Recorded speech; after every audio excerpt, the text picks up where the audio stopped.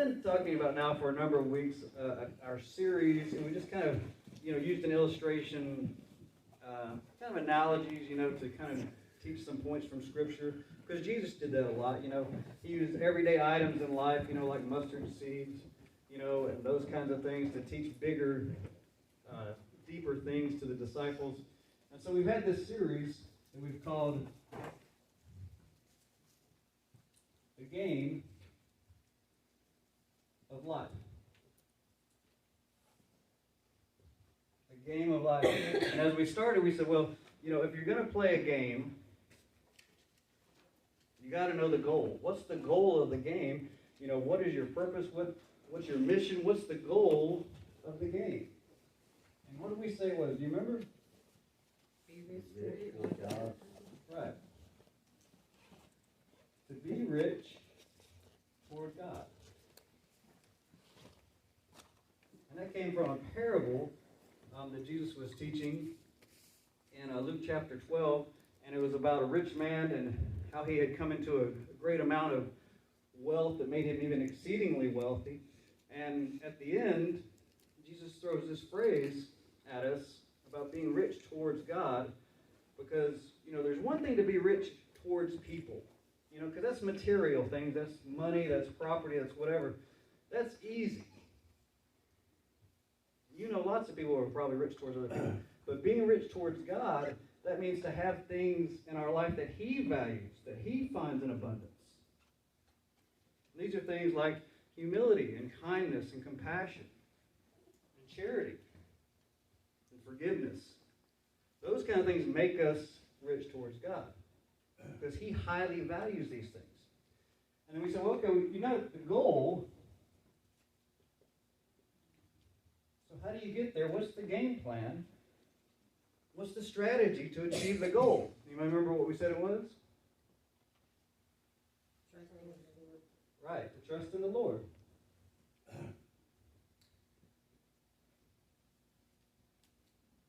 To trust in the Lord. Because to be successful in being rich towards God, it has to begin with trusting God. Because you're not going to do what God says unless you trust Him. It's just not going to happen. You're not going to do what God says unless you trust Him. And it says in the Bible that without faith, it's impossible to please God.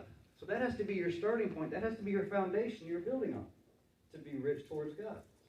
And so that's our game plan. That's what that's our strategy.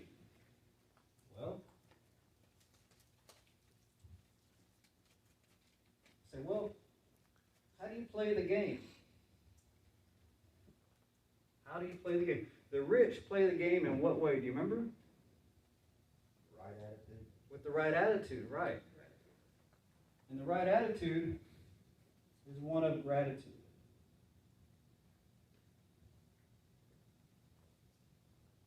As you go about this game of life, as you go about your years, you play with the right attitude. And that's with the attitude of thankfulness, of gratitude, of being grateful each day. Because gratitude is a great gift, because it allows us to experience life as it really is.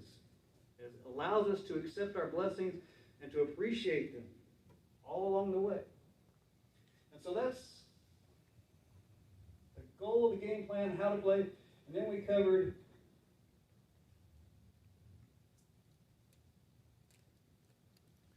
a problem that's common along the way. You may know all these things. You may have the right goal, the game plan, how to play. But there's a danger along the way that's very common. There's a problem that arises. And what we said, we looked at a letter that Paul was written to the Philippians, and it came down to the fact that, the rich help others be rich too. Those who are rich towards God help others be rich too. This is not a solo project. And we can get so caught up in, our own selves and our own agendas and our own time that we forget to bring others along the way.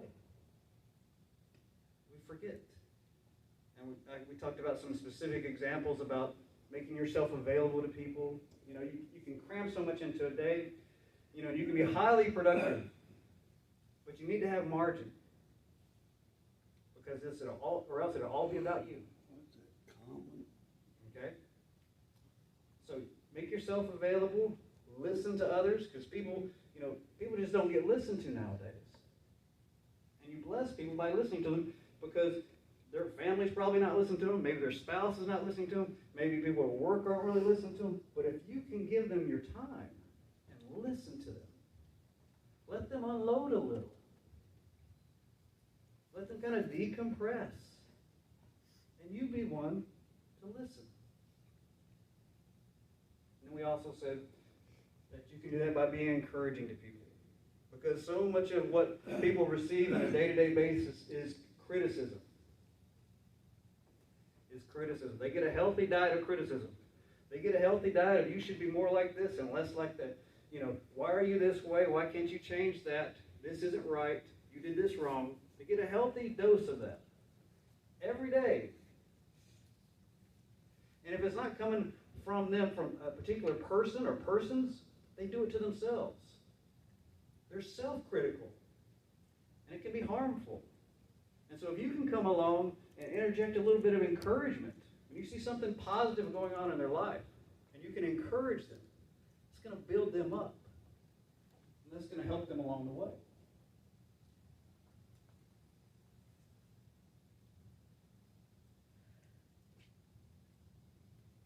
So we need to think of being rich towards God as a group project. We need to overcome that common problem that we get caught up in, is just so much of our day, and we forget about others. Now, today, kind of moving on, we're going to look at this, and we know there's going to be problems come up. I just listed one that's a very common one. But there's going to be problems come up in life, in the game of life. There's going to be problems. You shouldn't be surprised. You should actually expect problems. Because nothing ever goes completely 100% smoothly all the time, right? That shouldn't be a revelation.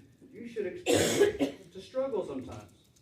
You're not going to go to work and have a perfectly smooth, uninteresting, undramatic, easy day at work every day. It's not going to be that way when you come home. It's not going to be that way all the time in your families. It's not going to be all that time anywhere. And so, you should expect to struggle at times. That's just a part of life. That's part of the game of life. And a lot of times, it has nothing to do with you. A lot of times, it has nothing to do with you. It just happens. It's just life. A friend of mine's favorite saying, and you probably heard it enough too, is, it is what it is. You run up against one of these things, and it's just one of these parts of life, and it's unfortunate, and it's maybe quite bad, but all you can say initially is, it is what it is. Because that's how life is. You're going to have bumps in the road. You're going to have struggles. And that's the same way in other games and sports, right? Bad things happen, it's not your fault. The hitter in baseball, he knocks a double, he goes around, gets a couple bases, and the next thing you know, the next guy pops the ball out, and he's stuck on second base. He doesn't throw a fit and say, how did this happen? This is unfair. He knows, there's a chance you're just going to be stuck on second base. That's just how the game is. The basketball player, who's driven along and going down the court, and somebody passes him the ball and hits his foot when he wasn't looking, that's not his fault. It just happens. Now, he doesn't fall on the floor and, go into a rage because somebody threw the ball at his foot instead of where he could catch it. That's just how the game is. Sometimes when you're playing Monopoly, you're just going along fine. You got the houses, you got the hotel, and then next thing you know, you draw a card and you're going to jail. Not your fault. It was just the card in the deck at the time. That's how the game is in Monopoly. Well, we should expect some things. There's going to be things like that in games we play, in the sports we play, and it just happens. Sometimes it's funny. Anybody remember the guy, the fisherman who was on TV named Bill Dance? Anybody remember him? Remember Bill Dance? You know, world-class fisherman. He had his own TV show and everything. They got him on YouTube, all his bloopers and stuff, because he looked so perfect. You know, I mean, he just casting them, reeling them in, casting them, reeling them in. You know, he's just putting the fish in the boat one right after the other, and you see all the bloopers and stuff, and you realize, wow, Bill's a lot like me. That boat goes in the water when it shouldn't. That line gets caught in the tree. You know, all these different things going on, but that's just life, right? That just happens. Bill doesn't, you know, throw down his pole and say, I'm never fishing again. It's just part of it. Well, the game of life has some things that we should expect. And so our focus today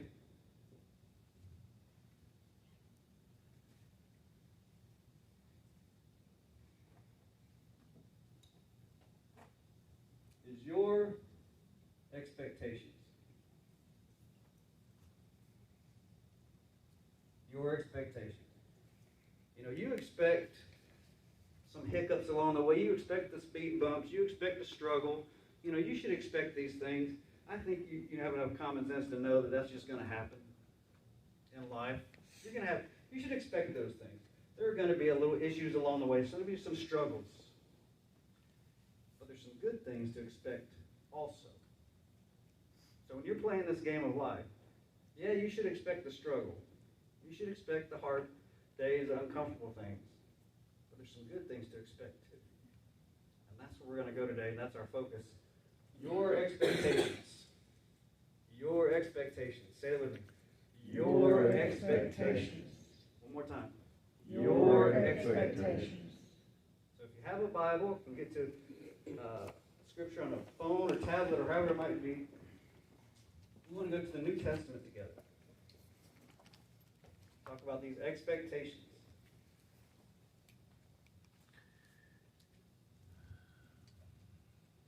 When you get to the New Testament, go to a book called 2 Timothy. 2 Timothy.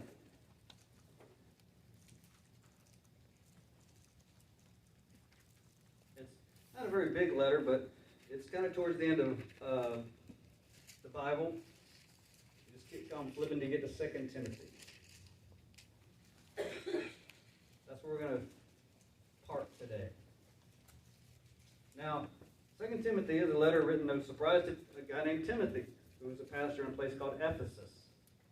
And he's a young man. He's a brilliant man in a lot of sense. He's hardworking. He's a model Christian in so many ways. We just see him just kind of get all these accolades throughout Scripture. I mean, he's really a standout kind of guy. And this letter, 2 Timothy, is written to him by who? Who wrote it? Paul, right. The Apostle Paul. The Apostle Paul writes this letter to Timothy. He was a friend of his, longtime good friend of his. And he writes this letter to him from prison. Paul is in prison. So many of Paul's letters are written to people from prison. I don't know why you don't hear about that on the prosperity gospel preachers on TV. They keep forgetting that. These letters are written from prison. You know, these guys didn't live their best life now. It was pretty cruddy at times. And Paul was in prison. And he writes this letter to Timothy. And see, Paul's got something going on because in so many letters, he's very optimistic. He kind of knows and has a sense, okay, this is just for a duration. This is just for a season of life. I'll be getting out of jail soon. And he'll write to these other Christians about how he looks forward to seeing them. And the things he's going to do when he sees them. This is different. Paul doesn't expect to go to another jail cell. He doesn't expect to get out. Paul thinks he's sleeping in his last bed. Paul thinks his time's up. That's the sentiment under which he has when he writes this letter to Timothy. He sees it all coming to an end very soon for him. And so, 2 Timothy chapter 4 is where we're going to be. So you have to turn a page.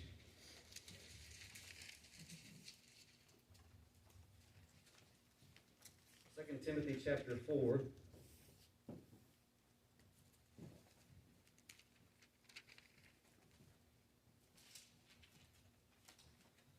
He's talking to Timothy, and this is what he says. We're going to start looking at verse 6. So 2 Timothy 4, verse 6.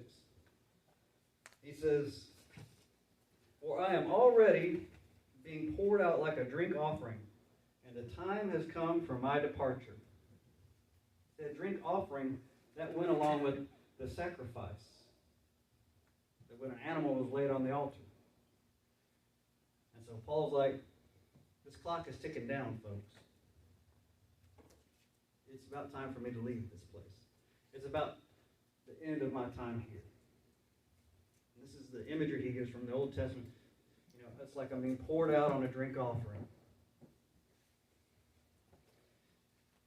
He's writing in that verse 6, and then in 7, he says, "I have fought the good fight. I have finished the race. I have kept the faith." See, now Paul goes to game imagery. Because the Olympic Games, you know, which is going on right now, was actually a thing in many big cities. There's Corinthian Games and Athens Games and other ones that went on in that part of the world. And he's using this sport, this game imagery. And he says, "I fought the good fight."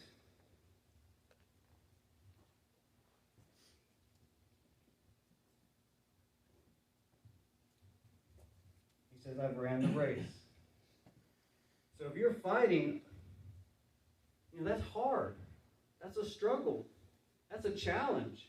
If you're fighting something, you're up against something, and you have to, you know, deal with whatever it throws at you. You have to counter it. You have to adjust. You have to exert yourself. It's not going to be easy. And he says, "I fought the good fight." He says, "I fought the good fight. I have finished the race." This race that I've pushed myself on, that I've been training for, this race of faith that I've, you know, just really let just consume me and be just so attached to. He says, I'm finishing it. The fight's almost over. The race is about done. You see that he uses this game imagery from the Olympics. He's fought the good fight. He says, I've kept the faith. And then in verse 8, he says, now there is in store for me the crown of righteousness, which the Lord, the righteous judge, will award to me on that day.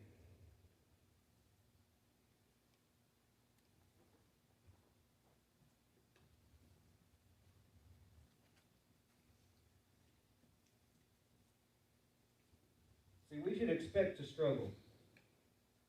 Nobody's going to be surprised by that. That's something we should expect.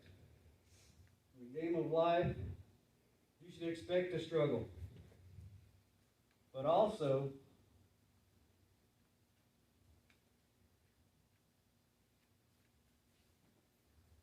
expect to win. Expect to struggle. You're going to have hard days, uncomfortable days, days you wish you'd never come your way. You're going to have issues. You're going to have struggles. You should expect to struggle. You don't live in a perfect world. You're not a perfect person for it anyways. You should expect to struggle, but also expect to win. Paul expected to win. Paul says, I have been given a crown. And this is the Greek word Stephanos. Stephanos. Let me hear you say Stephanos. Stephanos. One more time. Stephanos. That's the Greek word there for that crown. Stephanos. And that's the victory crown that you get after you've won the race and after you won the fight. That's the victory crown. The Stephanos. I expect God, the righteous judge, to give me the victory crown. He expects to win. He expects to win. Expect to struggle, but also, like Paul, expect to win. Yeah, you're going to mess things up. Sometimes things are going to go away. Sometimes you're going to get off base about how to play. You'll forget the game plan, and your goals will get mixed up. But if you're a child of God, expect to win. Expect to finish this life and be just like Paul, looking forward to a crown. And Scripture does this kind of thing over and over again. It's as if it's already been accomplished. Because what does it say to the Christians? It calls Christians in Scripture overcomers.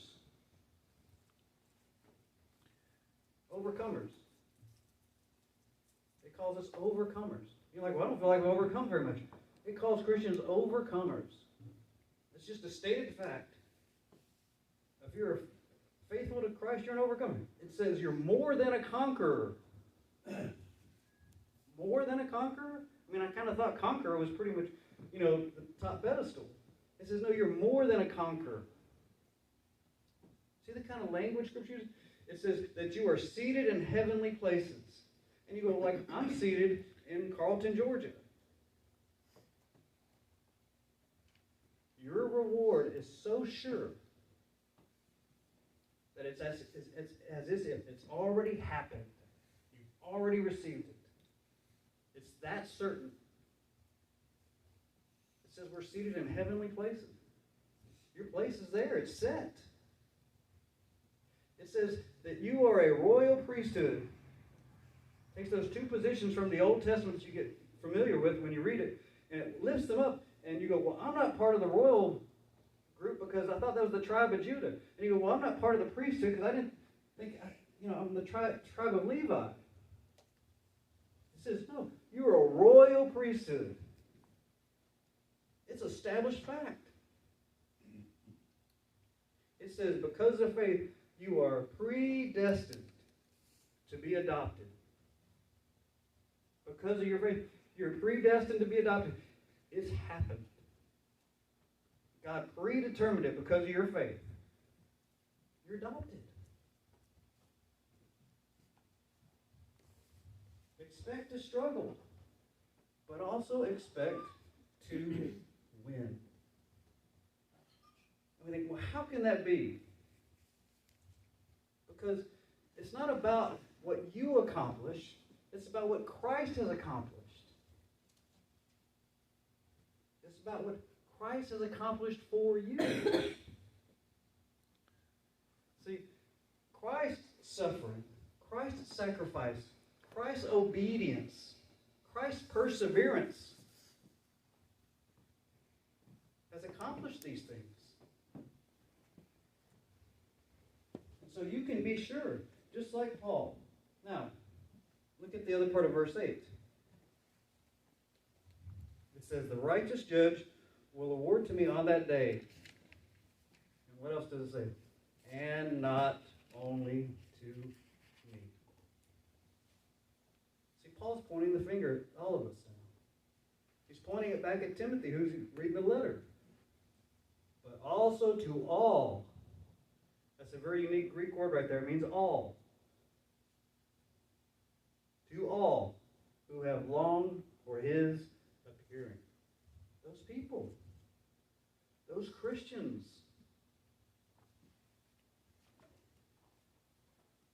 And if you forget everything else this morning, get this.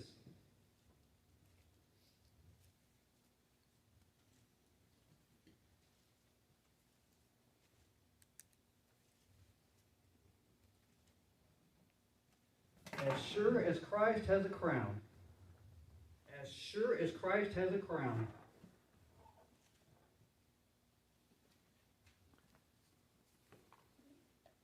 so will you. As sure as Christ has a crown, so will you.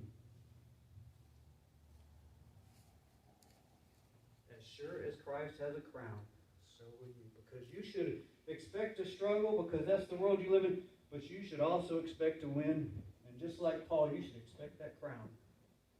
And it's not because you accomplished some great thing. It's not because of your perfection, your obedience, and all this stuff. It's because Christ has made it so.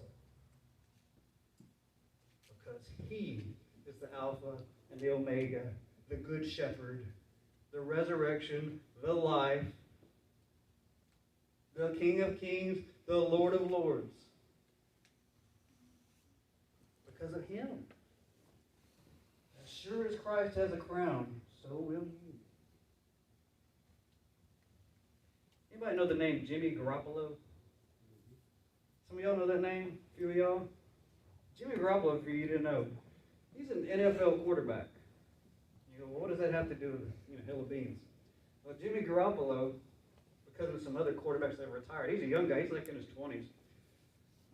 And because of the other quarterbacks that have retired, Jimmy Garoppolo has more Super Bowl rings than any other quarterback in the NFL.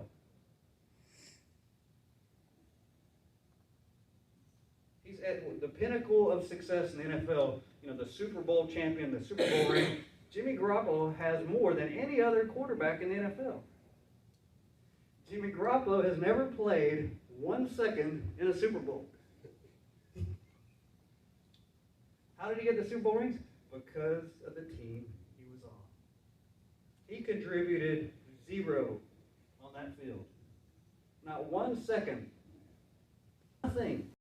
Towards those touchdowns, towards that winning drive, towards those 4 quarters, nothing. Those 2 Super Bowls. It's the team he's on. You don't contribute anything to get that crown, because everything that needed to be paid was paid by him. And as sure as Christ has a crown, so will you. Isn't that freeing? Isn't that encouraging? Isn't that uplifting? That God's not going to look down at a ledger and add up your didn't do, should have done, did too much of. He's going to say, where's that crown for him? Where's that crown for him? As the music plays, that's what I want to put on your heart this morning. Expect to struggle, but also expect to win. Because when it's all said and done, there's a crown. And it's as sure as Christ has a crown.